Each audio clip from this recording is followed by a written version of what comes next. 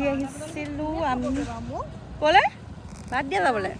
আমি আজি আহিছিলোঁ মঙলবাৰ যিহেতু হনুমান মন্দিৰলৈ মই আজি প্ৰথমবাৰ আহিছোঁ এইটো নতুন মন্দিৰলৈ দেই এইটো আছে ষ্টেচনৰ ওচৰতে ইমান ভাল লাগিলে ন মনটো ৰ'ব বলক ভিতৰখিনি দেখাওঁগৈ আমি আজি আহিছোঁ হনুমান মন্দিৰ যোৰহাটৰ ষ্টেচনৰ ওচৰত থকা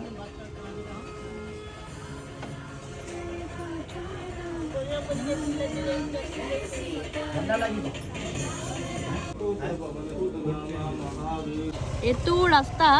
আমাৰ এনেকৈ দহাবৰা চুক হৈ পিনি আপোনাৰ এইপিনে হনুমান মন্দিৰেদি ওলাবহি পাৰি আগত গৈ বিশাল পাবগৈ এইফালে আছে ষ্টেচন ৰাস্তাটো চাওক পুখুৰীত সোমাই নগ'লে হৈছে দেই গাঁৱতেতো ভগৱানৰ নাম লৈ গুচি গ'লোঁ অ' মাই গড পানীকে মাৰি যাব লাগিব টাউনৰ ভিতৰত এনেকুৱা ৰাস্তা ক'ত পাব বাৰু চাওকচোন ইমান ধুনীয়া ৰাস্তা আপোনালোকে দেখিছে টাউনৰ ভিতৰত আছে এই হনুমান মন্দিৰৰ পৰা আহিলোঁ অহাৰ পিছত মোৰ মানে আজিৰ দিনটো কি হৈছে ৰাতিপুৱাৰ পৰা এনেকুৱা মূৰটো ঘূৰাই আছে ন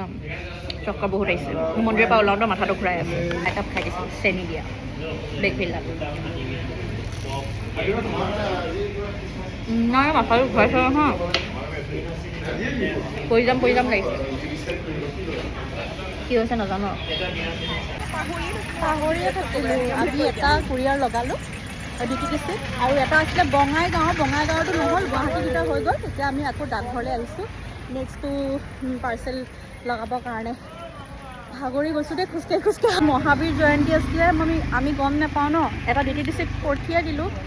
এতিয়া স্পীড পোষ্ট বন্ধ আমি পোষ্ট কৰিব নোৱাৰিম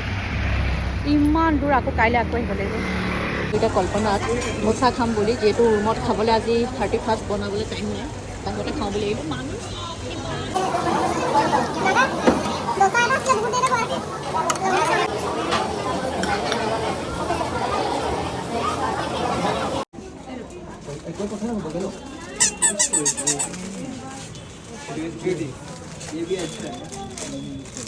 আৰু এতিয়া গধূলি সময়ত ধুনীয়াকৈ ধূপ চুপ জ্বলাই ল'লোঁ লৈ পিনি ইয়াতে তলতে থৈ দিছোঁ